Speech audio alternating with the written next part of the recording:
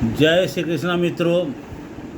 मैं वासुकी शरण प्रसाद आज आपके समक्ष श्रीमद् भगवद गीता की कड़ी में अध्याय 2, जिसे सांख्य योग के नाम से जाना जाता है, श्लोक संख्या 21 से लेकर 30 तक प्रस्तुत करने जा रहा हूँ।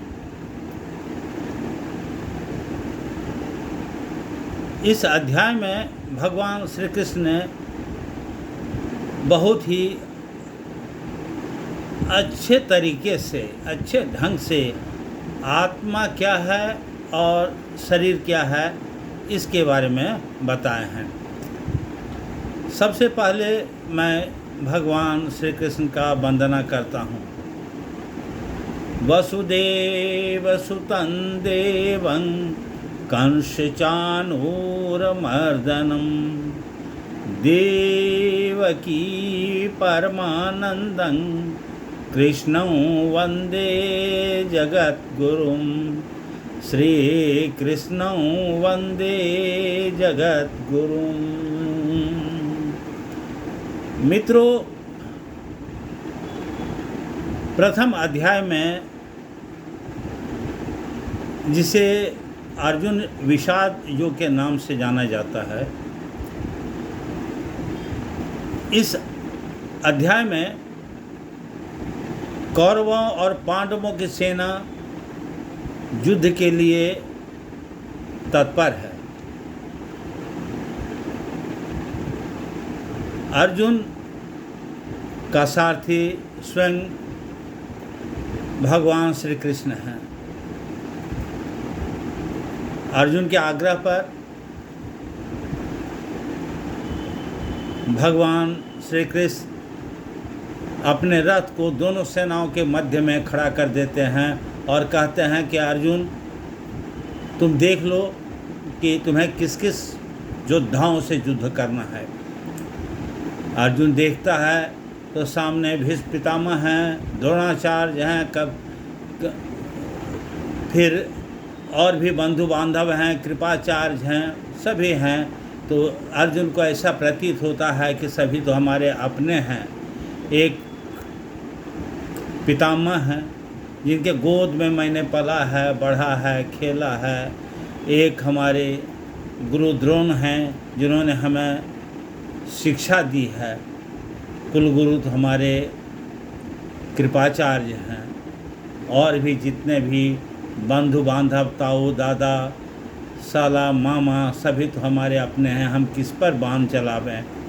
अगर इनको मार कर हमें राज्य मिलती है तो वो क्या हम उस राज्य का सुख भोग कर सकेंगे?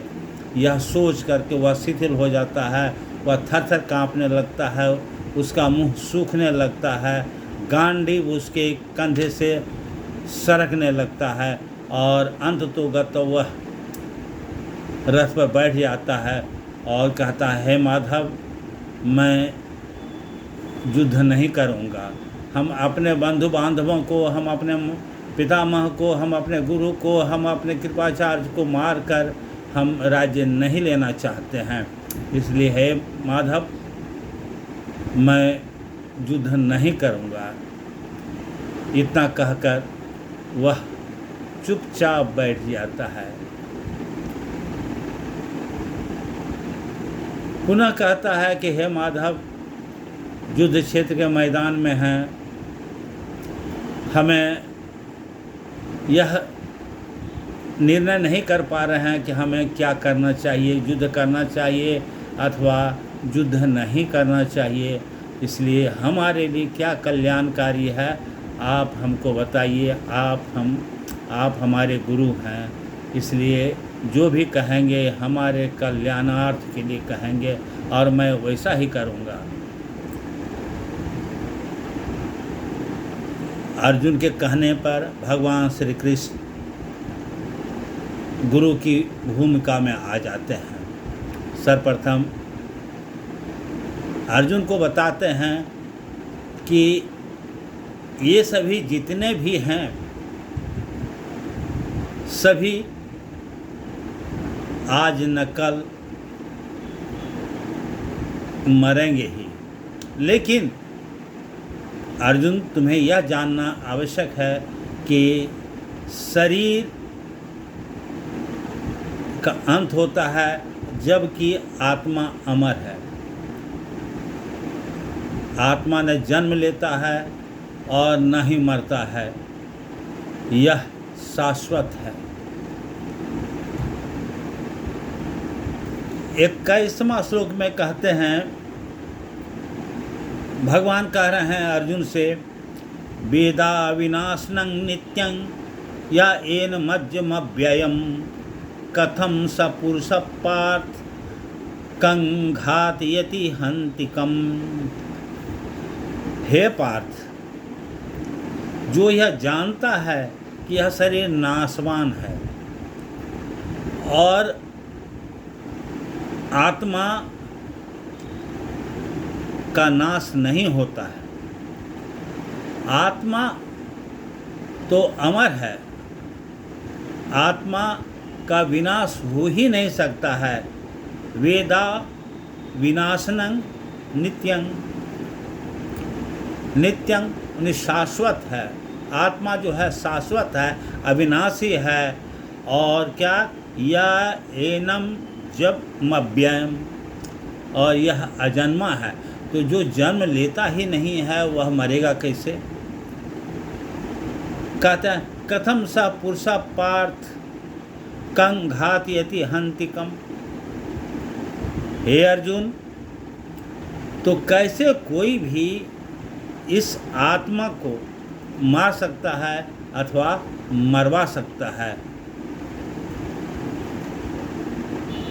पुनः भगवान 22वां श्लोक में कहते हैं, वाशांसि जीर्णानि यथा विहाय नवानि गृह्णाति नरोपराणि तथा शरीराणि विहाय जीर्णान्यन्यानि संयाति नवानि देहि। हे अर्जुन, वाशांसी का मतलब होता है वस्त्र।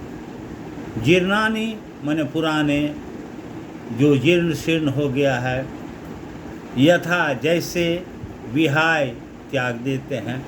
कहता है जैसे मनुष्य पुराने वस्त्र को त्याग देते हैं और नवानि गृह्णाति नरोपराणि, और नए वस्त्र को धारण करता है, ठीक उसी प्रकार तथा शरीराणि विहाय जीर्णान्यन्यानि संयाति नवानि देहि। ठीक उसी प्रकार शरीर को जीर्ण होने पर, जब शरीर जीर्ण हो जाता है तो आत्मा उस जीर्ण शीर्ण शरीर को त्याग कर पुनः नए शरीर में प्रवेश कर जाता है। आत्मा तो मरती नहीं है, वह नए शरीर धारण कर लेता है। भगवान ने बहुत ही इतनी सुंदर बातें कही है कि लोग जो माया ग्रसित होते हैं, अपनों पर जो बहुत अधिक माया दिखाते हैं, वास्तव में वह किसकी माया है? किस पर माया कर रहे हैं? शरीर पर अथवा आत्मा पर? शरीर, यह सर्वविदित है कि एक न एक दिन शरीर जीर्ण शीर्ण हो जाएगा और इसका विनाश होना निश्चित है। लेकिन शरीर के अंदर जो आत्मा है वह अविनाशी है, अचल है।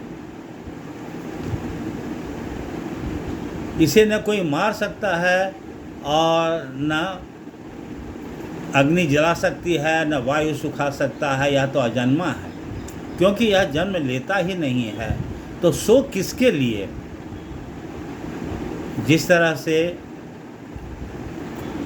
कि सूर्योदय होता है, तो सूर्योदय होने के पश्चात कहीं कोई खुशी नहीं होती है।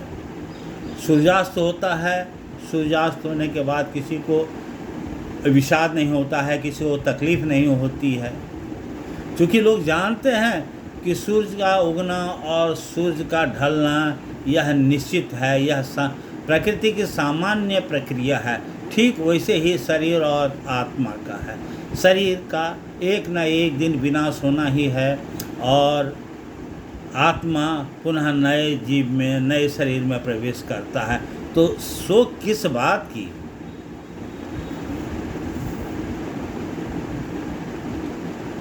23वां श्लोक में भगवान कहते हैं कि अर्जुन सुनो, नैनं छिन्दन्ति शास्त्राणि नैनं दहति पावकः न चैनं क्लेदयन्त्यापो न शोष्यति मारुतः। नैनं नैनं नैनं मैंने कभी नहीं, ऐनं मैंने इस आत्मा को, छिन्दन्ति शास्त्राणि कोई भी शस्त्र इसे वेध नहीं सकता है, इसे काट नहीं सकता है, इसे टुकड़ा नहीं कर सकता है, और न ही अग्नि इसे जला सकती है। न चैनं, न इस आत्मा को क्लेदयन्तापो, न जल गीला कर सकता है, और न शोष्यति मारुतः, न ही हवा इसको सूखा पाती है। तो जब आत्मा अमर है, इसे कोई कुछ कर ही नहीं सकता है, तो फिर शोक किसके लिए? और यह तो सर्वविदित है, निश्चित है कि शरीर को त्यागना ही पड़ता है। एक न एक दिन शरीर जब जीर्ण शीर्ण हो जाएगा तो इसको समाप्त होना ही है। तो फिर शोक किस बात का? 24वां श्लोक में कहते हैं, अच्छेद्योयम दाह्योयम अक्लेद्यो शोष्य एव च नित्य सर्वगत स्थानुर अचलोयम सनातनः। उसी बात को फिर भगवान कहते हैं कि इस आत्मा को कोई भी टुकड़ा नहीं कर सकता है, वेध नहीं सकता है, अथवा इसमें कोई छेद नहीं कर सकता है, इसको कोई कुछ कर ही नहीं सकता है। न दाह्योयम, और न इसको अग्नि है जला सकती है, और न ही जल इसको भिंगा सकती है। यह नित्य है, सनातन है, यह अजन्मा है, यह शाश्वत है, यह अचल है। न इसके रूप, न इसका किसी भी प्रकार का बदलाव हो ही नहीं सकता है। वहीं 25वां श्लोक में भगवान कहते हैं, यव्यक्तोऽयं चिन्तयोऽयम् अविकार्योऽयं युच्यते तस्मादेवं विदित्वैनं नानुशोचतिमर्हसि। अव्यक्ता, अव्यक्ता मतलब है कि जिसका व्यक्त नहीं किया जा सके, जो अदृश्य है। आत्मा क्या है? अदृश्य है, कोई देख नहीं सकता है, कोई आधुनिक से आधुनिक सूक्ष्म यंत्र भी इसे देख नहीं सकता है। यह अकल्पनीय है। जब हम देख ही नहीं सकेंगे तो इसकी हम कल्पना कैसे कर सकते हैं? हम तो कल्पना उसी कर सकते हैं जो दिखाई पड़ता हो, लेकिन यह आत्मा जो है सो अदृश्य है, अकल्पनीय है। और इस बात को जो जानता है, तस्मादेवं विदित्वैनं, जो इस बात को जानता है वह शोक नहीं करता है। नानुशोचति मर्हसि, फिर इसके लिए शोक क्या करना है? उसके बाद भी भगवान 26वां श्लोक में कहते हैं कि अथ चैनन नित्य जातन नित्यम वा मनसे मृतम तथापि त्वं महाबाहो नैवं शोचतुमर्हसि। अथ च भगवान यहाँ कहते हैं, अगर अर्जुन तुम्हें ऐसा लगता है कि यह आत्मा भी जन्म लेता है और मरता है, तो यह तो एक जीना, जन्म लेना और मरना, ये तो एक सामान्य घटना है, सामान्य बात है। और जो सामान्य बात है, जो होना निश्चित है, तो फिर उसके लिए शोक किस बात का।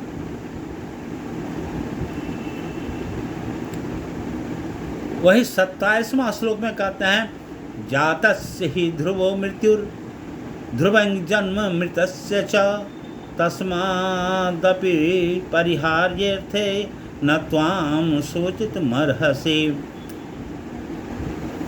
कहते हैं कि जन्म लेना, जो जन्म लेता है, जातस्य हि ध्रुवो मृत्युर, जो जन्म लेता है उसकी मृत्यु अवश्यंभावी है, उसकी मृत्यु होना निश्चित है। और जो मरता है फिर वह जन्म लेता है। तो यह जन्म लेना, मृत्यु होना, मृत्यु होना, फिर जन्म लेना, यह निरंतर एक सामान्य प्रकृति की सामान्य प्रक्रिया है और अपरिहार्य कहा जाता है कि जिसको टाला नहीं जा सकता है।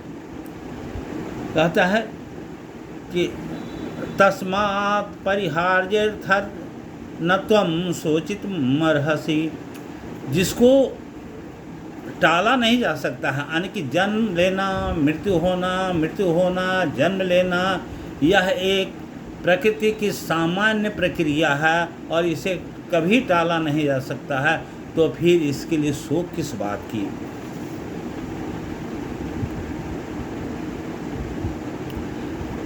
वहीं 28वां श्लोक में कहते हैं भगवान, अव्यक्तादीनि भूतानि व्यक्तमध्यानि भारत अव्यक्त निधान्येव तत्र का परिवेदना। अव्यक्ता, जिसको व्यक्त नहीं किया जा सकता है। कहता है कि अर्जुन,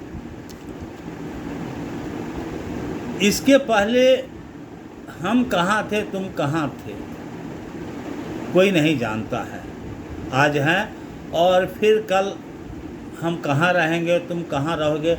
चाहे ये सभी जो राजा वगैरह युद्ध के लिए आए हुए हैं, कहाँ रहेंगे कहना मुश्किल है। और न हम इसके पहले वाले बात को जानते हैं, न इसके बाद वाले बात को, आने वाले दिनों की बात। जब हम त्याग देंगे, शरीर को त्याग देंगे, तो फिर हम कहाँ जाएंगे, किस रूप में जाएंगे, कहाँ जाएंगे, कोई नहीं जानता है। इसलिए इस बारे में भी अगर शोक करते हैं तो बेकार है, शोक नहीं करना चाहिए। वहीं 29वां श्लोक में भगवान कहते हैं, आश्चर्यवत् पश्यति कश्चिदेनम् आश्चर्यवद्वति तथैव चान्यः आश्चर्यवचेन मनश्शृणोति श्रुत्वाप्येन वेद न चैव कश्चित्। कहते हैं कि इस आत्मा को लोग आश्चर्य की तरह देखते हैं। आश्चर्य लगता है कि आत्मा क्या है, न इसे कोई देखा है, लेकिन है, न कोई देखा है। आश्चर्यवत् पश्यति, लोग इसे आश्चर्य की तरह देखते हैं। कश्चिदेनम, कोई आश्चर्यवद्वति तथैव चान्यः, और इसे लोग आश्चर्य की तरह बात करते हैं। यह आश्चर्य की बात है। तथैव चान्य, तथा दूसरे लोग आश्चर्यवचेन मन्य शृणोति श्रुत्वाप्येन वेद न चैव कश्चित्। कहते हैं कि और भी कोई दूसरे लोग सुनते हैं, आश्चर्य से सुनते हैं, मनन भी करते हैं, लेकिन वो चुप रहते हैं, कुछ नहीं बोल पाते हैं। वास्तव में आज तक किसी ने यह नहीं जान पाया कि आत्मा क्या है, आत्मा किस अवस्था में है, तरल पदार्थ में है, गैस में है कि ये सॉलिड पदार्थ में है, कोई नहीं जानता है। लेकिन जब तक शरीर में आत्मा है तब तक शरीर जिंदा है, और जैसे ही आत्मा शरीर को त्याग देती है, शरीर मृत हो जाता है। यह सर्वविदित है, सर्वमान्य है, सभी जानते हैं। यहाँ तक कि वैज्ञानिक भी मानते हैं कि आत्मा है। जब प्राण निकलता है, जब आत्मा निकलती है, तो शरीर के किसी न किसी भाग से जो ज्ञानेंद्रियां हैं उस रास्ते से निकल जाती है। अब किस रूप में है, गैस के रूप में है, सॉलिड पदार्थ के रूप में है, तरल पदार्थ के रूप में है, कोई नहीं जानता है। अभी तक वैज्ञानिक इस मामले में कुछ भी नहीं बता पाते हैं। वही 30वां श्लोक में कहते हैं, देहि नित्यं बध्योतोयं देहे सर्वस्य भारत तस्मात् सर्वाणि भूतानि न त्वं शोचितुमर्हसि। देहि, देह का मतलब है कि जो देह में रहता है, यानी शरीर में जो रहता है उसको देही कहा जाता है। शरीर में क्या रहता है? आत्मा रहता है। आत्मा क्या है? कहते हैं कि यह जो आत्मा है यह तो शाश्वत है, अजन्मा है, यह निर्विकार है, इसके बारे में कोई नहीं जानता है। और यह सभी भूतों में, सभी देहों में, जिसने भी शरीर धारण किया है सभी में मौजूद है। तो फिर हे अर्जुन, इसके बारे में किस बात का शोक? तुम उठो और युद्ध करो। तुम क्षत्रिय हो, तुम्हारा काम है युद्ध करना वैसे लोगों से जो अधर्मी हैं, जो अधर्म का साथ दे रहे हैं, जो धर्म के विरुद्ध काम करते हैं, उससे तुम लड़ो। और क्षत्रिय का सबसे पहला कर्तव्य यही होता है। अर्जुन के पूछने पर कि भगवान हमें अब क्या करना चाहिए, हमको कुछ भी दिखाई नहीं पड़ता, हम दौराहे पर खड़े हैं, हमारे लिए कल्याणकारी क्या है वो बताइए। भगवान साफ साफ कहते हैं कि जिस शरीर के लिए तुम इतना मोहग्रस्त हो, यह शरीर तो तुम मारो या न मारो, एक दिन इसे त्यागना ही पड़ता है। ऐसा नहीं था कि इसके पहले तुम नहीं थे, इसके पहले हम नहीं थे, इसके पहले ये तुम्हारे जो ताऊ हैं, पितामह हैं, गुरु हैं, कृपाचार्य हैं, ये सब नहीं थे। ऐसी बात नहीं है। हर काल में थे, तुम भी हर काल में थे, हम भी हर काल में थे और आगे भी रहेंगे। तो फिर सोच किस बात की? ये सभी जो सामने खड़े हैं सभी अधर्म का साथ दे रहे हैं। और चूँकि तुम एक क्षत्रिय हो और इस क्षत्रिय का पहला कर्तव्य होता है कि अधर्मी को नाश करना है। इसलिए हे अर्जुन, तुम शोक से उबर जाओ, मोह को त्यागो।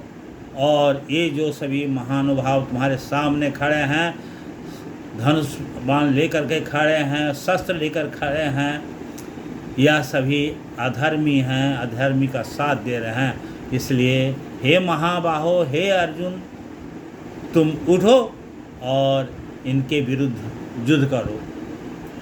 ये मत सोचो कि मारे जाएंगे, ये हार जाएंगे, तुम जीत जाओगे। युद्ध है, कुछ भी हो सकता है, तुम भी जीत सकते हो, ये भी जीत सकते हैं। लेकिन तुम तो अभी अपना फर्ज निभाओ, अपना कर्तव्य करो कि इन लोगों के विरुद्ध युद्ध करो। और इस युद्ध में अगर तुम वीर गति प्राप्त होगे तो सीधे तुम स्वर्ग जाओगे और जीत जाओगे, तुम्हारा सारा राज्य तुम्हारा होगा। इसलिए हे अर्जुन, तुम उठो और युद्ध करो। भगवान श्री कृष्ण ने अर्जुन के माध्यम से हम सभी को यही कहना चाह रहे थे कि ये हमारे अपने हैं, पराये हैं, ये सब कुछ भी नहीं है। इसके पहले कहीं और थे, बाद में कहीं और रहेंगे, अभी हमारे हैं, इसलिए मोहग्रस्त हम हैं। लेकिन एक न एक दिन इनका भी विनाश होना ही है। इसलिए इस संबंध में मोह को तो त्याग ही देना चाहिए। मित्रों, जिसने श्री मद्भगवत गीता की धारा में जिसने डुबकी लगाया है, उसको बात समझ में आती है कि भगवान क्या कहना चाहते हैं। और जिसने भी श्रवण किया है या श्रवण कर रहा है या जिसने पठन किया है और जो सुना रहा है, वो भी बहुत ही पुण्यात्मा है। इसलिए श्रीमद् भगवद गीता अपने आप में एक पूर्ण कथा है। जो इसका पठन करेगा, जो इसका स्मरण करेगा, जो भगवान की वाणी को, भगवान के उपदेश को सुनेगा, वह सभी पापों से मुक्त हो जाएगा। वह उसके घर में धन धान्य की कमी नहीं होगी, संस्कार बढ़ेगा। सिर्फ पैसा कमा लेने से संस्कार नहीं बढ़ता है, अच्छे कर्म करने से संस्कार बढ़ता है। इसलिए मित्रों, श्रीमद् भगवद गीता का प्रत्येक दिन श्रवण करना चाहिए, पठन करना चाहिए। जय श्री कृष्ण।